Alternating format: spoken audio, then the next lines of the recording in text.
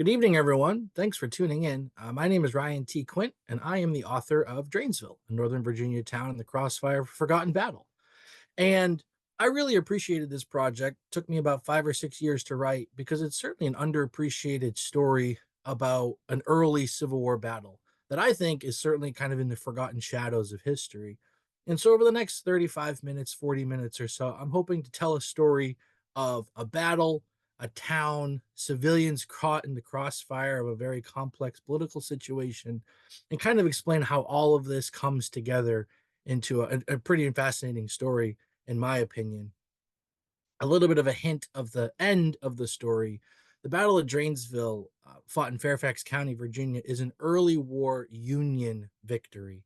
And I think pretty crucially important because it comes on the heels of Union defeats, like the First Battle of Bull Run, or the Battle of Wilson's Creek out in Missouri, or the Battle of Ball's Bluff, not very far from Dranesville.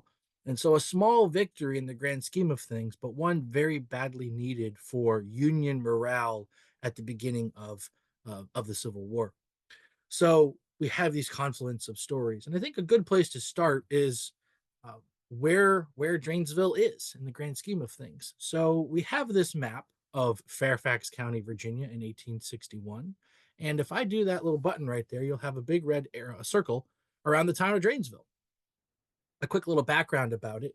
It is located about 15 miles to the east of Leesburg, Virginia, and about 20 miles to the west of Washington, D.C. And in 1818, about 40 years before the Civil War started, a man named Washington Drain had the idea of setting up a hotel. And the idea behind Drain's Hotel was to be almost equidistant between Washington and Leesburg, so that people traveling on the almost finished Georgetown Pike would have a way station. If you're traveling from one city to the other, you're probably pretty tired after a day of travel. And so Drain's Hotel would be a place to stop, get a meal, a place to stop for the evening, and then continue the next day. And it worked out wonderfully. Dranesville was a perfect place to go to. And in the years before the Civil War, as many as 40 to 50 major wagons would be going through Dranesville on a given day. Other people picked up on Drain's idea so that by the 1850s, the town had as many as 5 taverns in the immediate vicinity. Drain died in the 1840s, and the Virginia Assembly honored him by incorporating the community of Dranesville not long after his death. Then the railroad comes to town, right? If you look to the south of Dranesville on this map, you'll see the railroad that goes through Herndon, and that really hits Dranesville pretty hard. You no longer had to go on an all day wagon ride. You could just take the train instead. So, as the Civil War starts to break out in 1861, the economic history of Dranesville has certainly kind of been in its past, in its heyday, but you still have a few hundred occupants of the town. And those few hundred people are going to be the start of our story. And so if we go into it, even before the Civil War starts, right, we all know about Fort Sumter in Charleston Harbor. We have secession of major southern states. And Virginia, though it will play a major role in the war, though it will be the home of the Confederate capital, at first reacts pretty negatively to secession. This map here, put out by the University of Richmond in Virginia, shows the first vote on April 4th, 1861, and it shows the votes by county. And so you can see all of these different votes. You can see that places like Fairfax County actually put down the vote, voted in opposition to secession in 1861.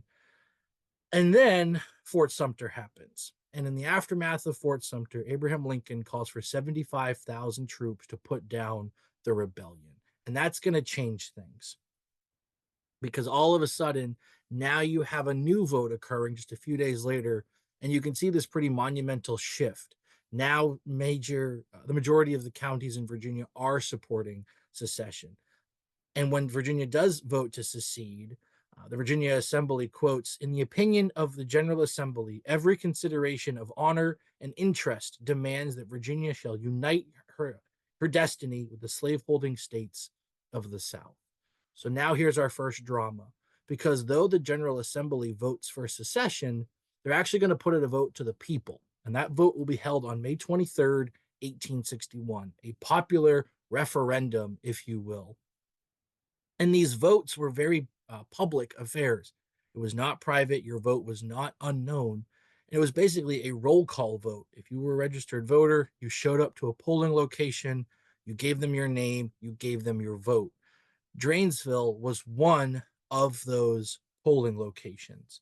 And so, on May 23rd, 1861, these votes occurred. And because it's a public vote, we know exactly how the votes broke down in Dranesville. 107 voters in support of secession, 4 men, whose names are here, voted in opposition to secession. And the problem with that is that these Unionists are immediately persecuted and threatened with violence because of their political stances.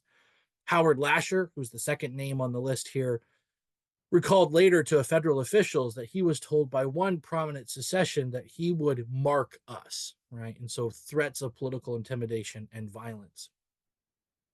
But in other polling locations nearby, Unionists actually carried the day, and they actually brought guns and other weapons with them to protect their right to vote. They would not be denied their right to vote. Some of the very prominent secessionists in Dranesville included the Day brothers, and that would be William on the left and his brother John on the right. The Day brothers were very respected in the Dranesville community. They were actually the town doctors. William handled the eastern part of town, John handled the western part of town.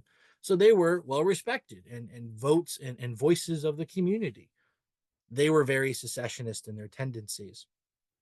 And some of these other Unionists, again, told federal officials about some of the quotes that the Day brothers had. So, for example, John, again on the right, was quoted to have heard said that if he had his way, he would kill all the damned Yankees in this country, for they were all abolitionists. His brother William on the left was said that he would have walked in blood and brains before Lincoln would take his seat. And the Day brothers are, among other secessionists, fundamental in raising what was called the Dranesville Home Guard, which was a pro-secessionist militia. They did not join the Confederate Army, but they stayed in the Dranesville area. And in the days after secession, they would ride around the countryside threatening Unionists. And many, many Unionists fled their homes because of the threats of violence. And in this time period, heading into the summer 1861 and the fall of 1861, historian Noel Harrison, who has researched Fairfax County, notes that at least 7 people, civilians, were killed in this political turmoil. And that type of political turmoil soon makes its way to newspapers. So this political cartoon was published in Harper's Weekly in 1861. And you can see the caption, "How Virginia Was Voted Out of the Union." We have our ballot, our voter, if you will, holding his ballot, and he can either vote yes or he can vote no, but there's a gun sticking out, poking at him. And so this political cartoon is on the nose, but not all that far. And so even before combat, even before the major armies get involved, we have the emergence of this civilian story kind of fomenting in the community around Dranesville. While that's happening, we have some of our Union soldiers being recruited and raised, and that would be the Pennsylvania Reserves. These soldiers were raised in Pennsylvania, Philadelphia, Pittsburgh, Harrisburg. They're all going to meet at a place called Camp Curtin in the state capital at Harrisburg. And these soldiers are going to be paid for initially by the state, thus the Pennsylvania Reserve Corps. And in the aftermath of the defeat at First Bull Run, the confusion of defeat, these Union soldiers are going to be rushed to Washington on trains. We have this quote by Charles Vail, the 9th Pennsylvania Reserves, talking about the types of cattle cars, coal cars, box cars, anything on a track that can get them from Harrisburg to Washington. And they are, as you so frequently see with early war stories, eager to prove themselves and eager to show what they're capable of. So while the Pennsylvania Reserves, about 12,000 of them, make their way to Washington, we have our Confederates of the story starting to emerge as well. So we return to this map of Fairfax County, and in the days after First Bull Run or First Manassas, the Confederate Army marches its way to Fairfax County, Fairfax Courthouse proper itself.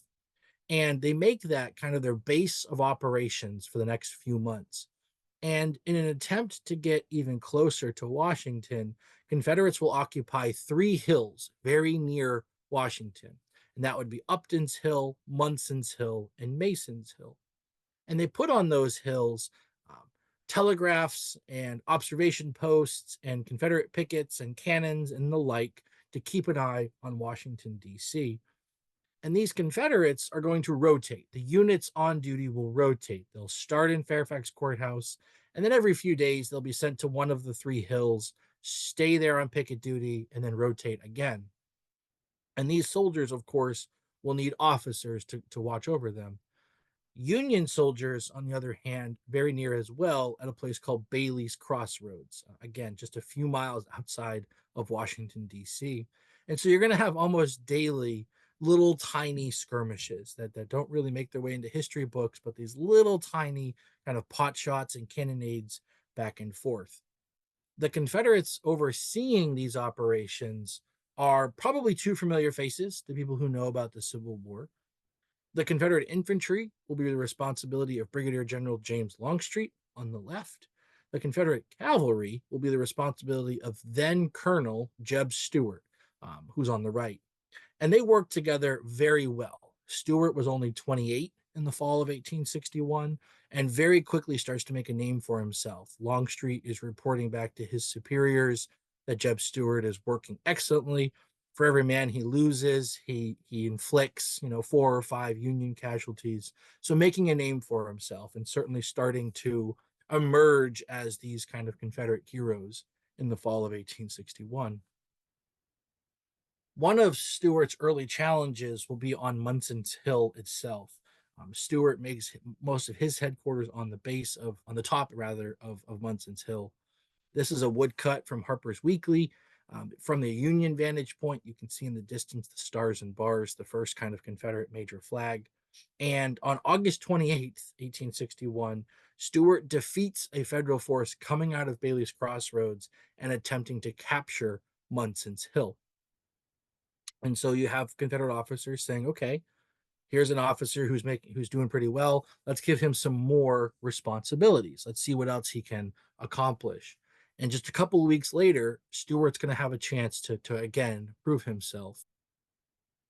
So again, Stuart is asked to kind of make a name for himself and prove himself, and that chance is going to come on September 11th, 1861, with the Battle of Lewinsville. Lewinsville is a town just to the east of Dranesville, not very far from the Potomac River. Federal forces had been spending the last few weeks crossing the Potomac River and trying to make encampments. All right, you'll see Fort Ethan Allen, you'll see Camp Advance on this map. And on September 11th, 1861, a federal force of a couple thousand Union troops marched to Lewinsville for the sake of an engineer drawing so that they can know the roads, but also to gather equipment. And Stuart, with about 500 men, is tasked to intercede these federal forces. And the Battle of Lewinsville was a very quick affair. Stuart kind of surprises the federal forces as they were getting ready to leave. There was a running gunfight for a little bit, and Stuart is proclaimed the victor when these federal forces return to Camp Advance. Even though both sides kind of claim a victory at Lewinsville, Stuart earns a promotion to brigadier general because of his actions. So this war of outposts is continuing into the fall of 1861, not just on the three hills, but also the town of Lewinsville. The next place that our story brings us is a place called Lowe's Island, which is kind of just opposite the Potomac River from Maryland, and for the sake of our story, just north of Dranesville. So here is the town of Dranesville circled in red. To the north of that, you'll see Lowe's Island, which was a spur of land formed by the Potomac River, a channel, and part of the Chesapeake and Ohio Canal. And in Maryland were detachments of the 34th New York Infantry. And they were in the habit of crossing into Virginia, foraging around, taking food, taking some animals, and then going back to Maryland, their side of the river. And the landowner at Lowe's Island, a man named McCarty Lowe, was driven and furious. He was infuriated by these actions because he didn't really think anyone was doing anything to stop it. And so on September 16th, 1861, McCarty Lowe finally goes to Dranesville and he meets with the Dranesville Home Guard, that pro secessionist militia that we talked about earlier. And he asks them to do something, anything, to stop these actions. And that's going to lead to an ambush at Lowe's Island on September 16th, 1861, here at the island. A detachment of Union soldiers cross the river. They get fired upon.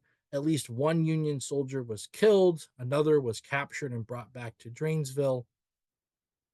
Others did escape, but no one really knew, as far as the federal forces, who did the shooting. They just assumed for the time being that it must have been Confederates in the middle of the night. But elements of the Dranesville Home Guard brought back to Dranesville with them equipment and letters from the dead Union soldier. And they reveled in reading these letters and they mocked the dead soldier and so on and so on. And that got the attention of some of the local enslaved population who listened to what they were saying. And they kept in the back of their minds this kind of mockery they made of the dead Union soldiers. But events elsewhere were about to kind of take precedent in what was about to happen and was about to basically rocket shot this story forward. And that is the Battle of Ball's Bluff in October of 1861. As part of that story, a federal excursion to Leesburg, an attempt to push Confederates out of Leesburg, the Pennsylvania Reserves, who had made headquarters at Langley, you can see here on the map the number 4 Langley, the Pennsylvania Reserves, about 10,000 strong at this point, are ordered to march to Dranesville.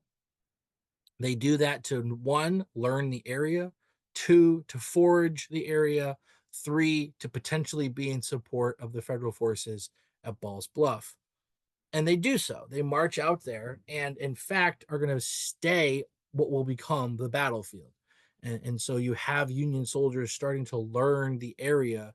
And though they won't take part in the Battle of Ball's Bluff, you see Union soldiers becoming even more recognizable. They learn the landscape. They start to hear murmurings of this elusive Dranesville home guard that they can't quite find, but they know is in the area somewhere. And then again, things change. This is George McCall, who is responsible for the Pennsylvania Reserves.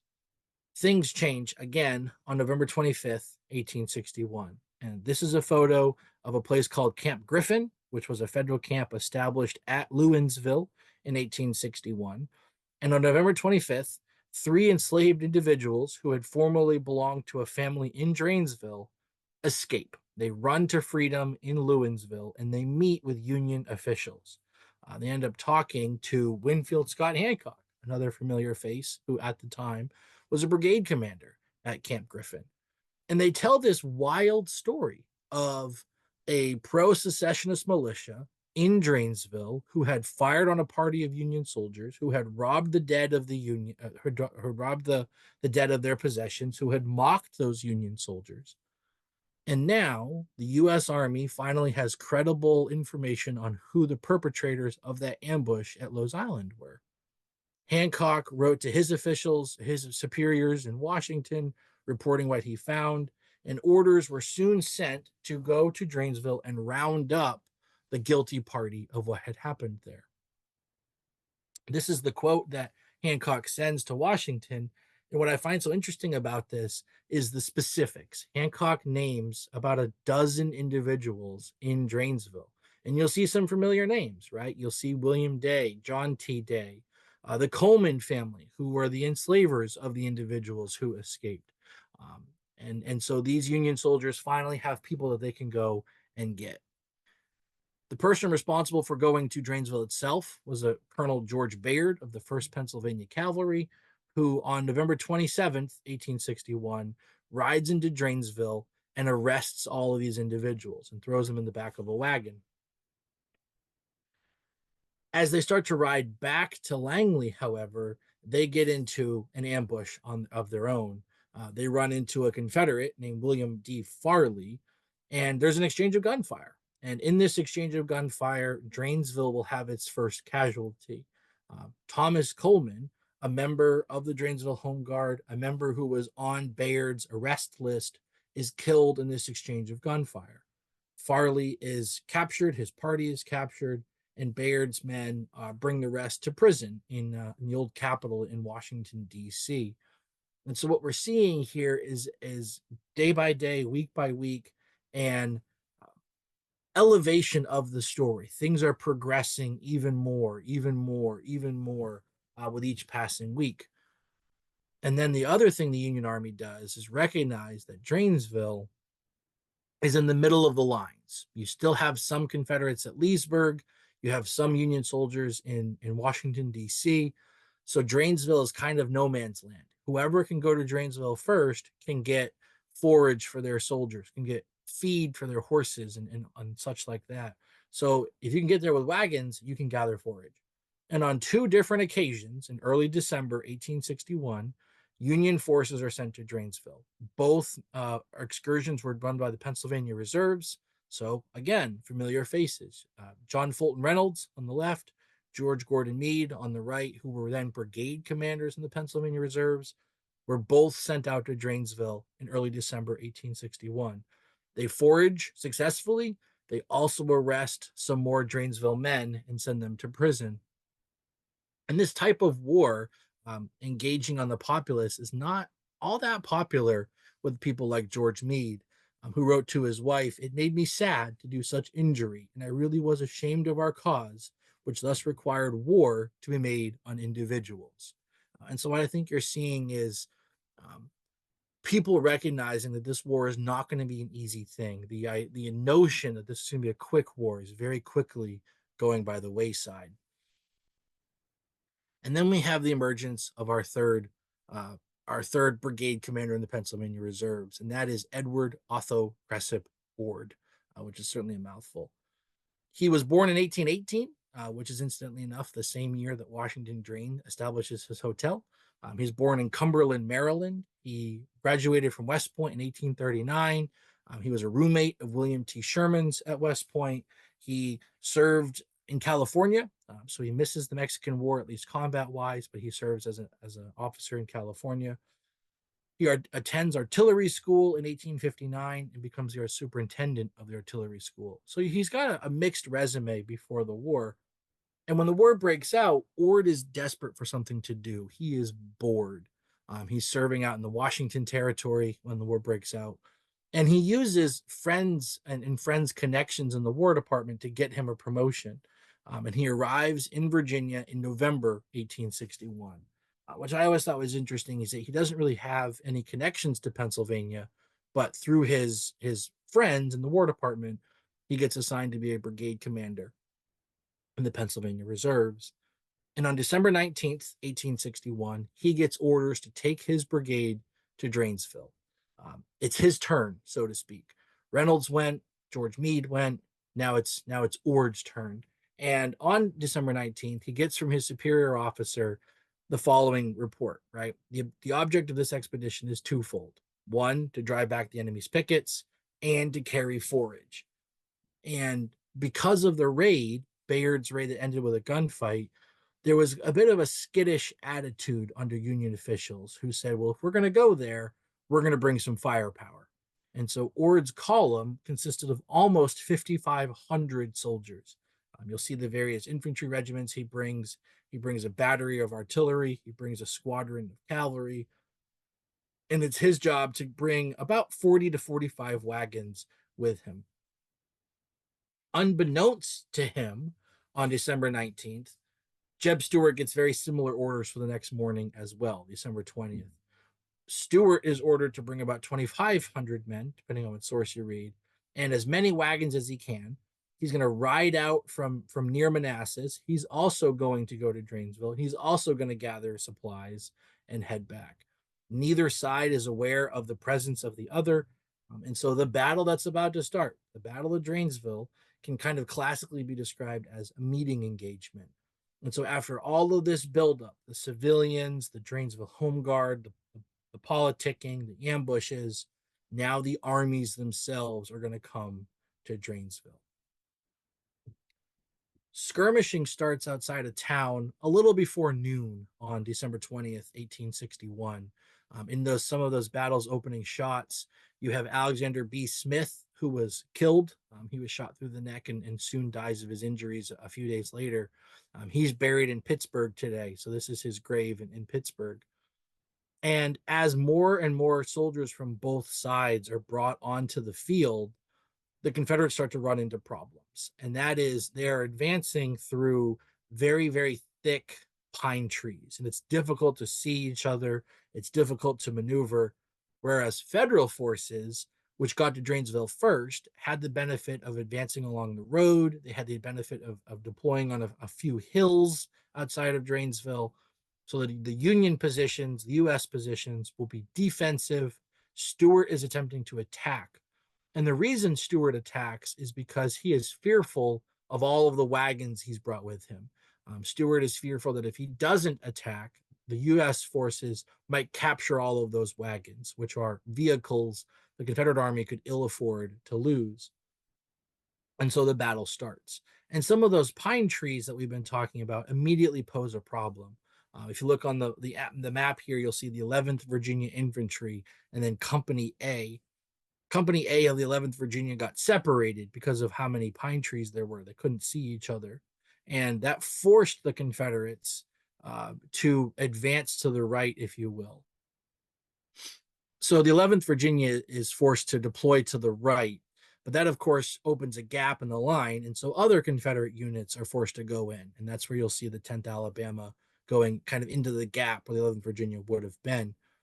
One Confederate in the 11th Virginia gave a notion of what fighting in this territory, in this terrain, was like when he wrote home, "Our regiment did not do much firing from the fact that we were in about 200 yards of their battery, and they could have slaughtered every one of us with canister if we had shown ourselves." And so these Confederates believed it was better to just lie down in the pine trees and avoid detection. Union soldiers who open fire on them uh, soon find their mark, and Confederates become casualties. And another Confederate soldier said, "The pine needles fell like rain." A third Confederate saw the Union soldiers coming up into line of battle and said, "They came up in such numbers that it seemed to me that the whole earth looked blue." While the Confederates deploy, so do the U.S. forces, the Pennsylvania Reserves. This is another woodcut that appears in a Harper's Weekly newspaper, and I really like this image because of how accurate it is in the grand scheme of things. This artist gets a lot of the small details correct. In the foreground, you'll see the deployment of the Pennsylvania artillery, and you'll see their infantry deploying as well, and then a couple of houses. So a couple of things to point out. One of the houses, the one in the middle, is the Thornton house, which was a very large brick structure. And deploying into that house were members of the Bucktail Regiment, the 13th Pennsylvania Reserves, under the command of a man named Thomas Kane. In support of him, he's going to have some men deploy into the house as snipers, others opening fire in the fields around the Thornton house. Others, like the artillerists, are going to very quickly find their range. And what I mean by that is in the distance, you'll see smoke, and that marks the location of Allen Cutt's Georgia artillery from Sumter County, Georgia. And the Union artillery finds their mark quickly, and the Sumter artillery gets pretty heavily hit.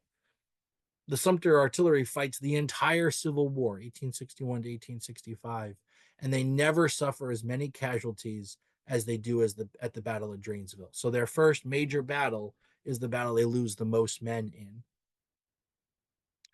The Union artillery is led by a man named Hezekiah Easton, who was very good at his job. He was a very experienced artillery gunner by the time he's killed in 1862 at the Battle of Gaines Mill. So these two people, Hayne's infantry and Easton's artillery, play a fundamental role in winning the battle for the Union Army. These soldiers here.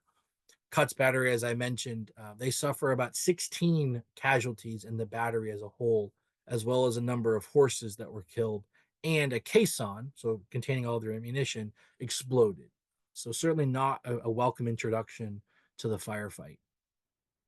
We go back to our map here, and the next units to go forward we have the emergence of these Confederates here. Garland on the left, the 11th Virginia, a man named John McCalmont, the 10th Pennsylvania Reserves on the right. They're continuing their firefight. And then in support, the 10th Alabama. This is Colonel John Forney, who is advancing into a big open clearing around the Coleman House, which you can see here. And the 10th Alabama suffers pretty horrendous casualties as well, again, in their first battle. The 10th Alabama's lieutenant colonel, a man named James Martin, is killed in the fighting here. James Martin is the highest ranking Confederate killed during the Battle of Dranesville. But they're not the only ones having problems. You'll see here the 6th Pennsylvania Reserves, and this is Lieutenant Colonel William Penrose of the 6th Pennsylvania Reserves.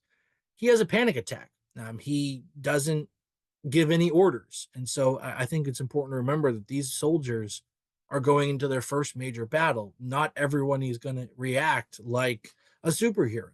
And so William Penrose kind of has this panic attack, freezes, but fortunately for the Federal battle line, is replaced by then Adjutant Henry McKean, who leads the regiment forward into action.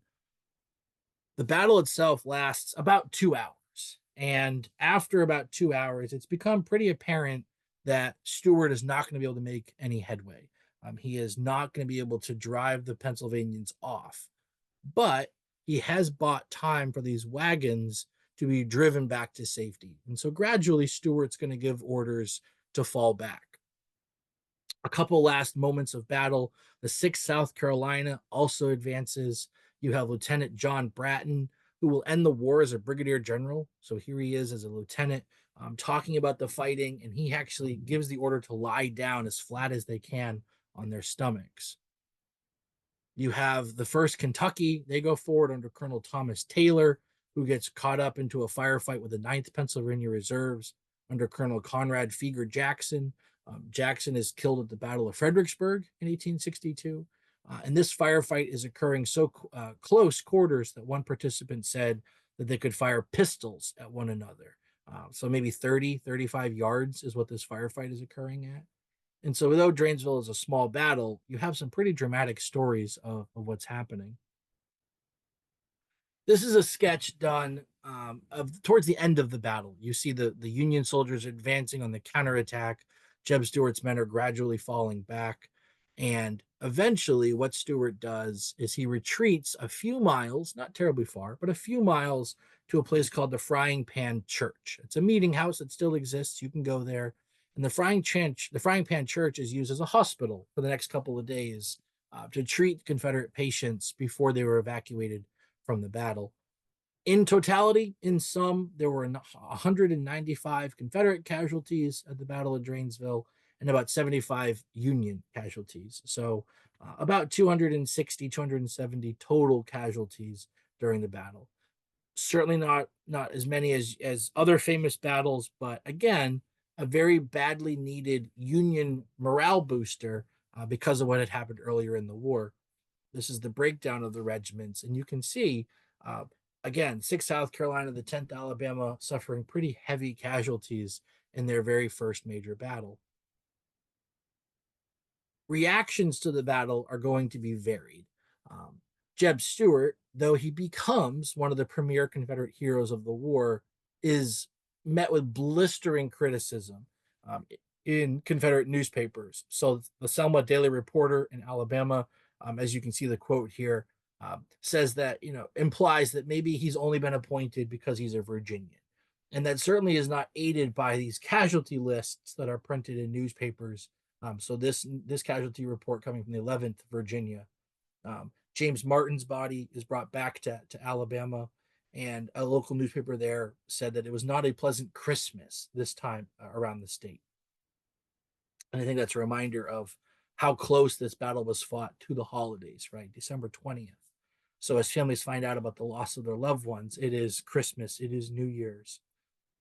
Union officials, however, react, perhaps unsurprisingly, the exact opposite.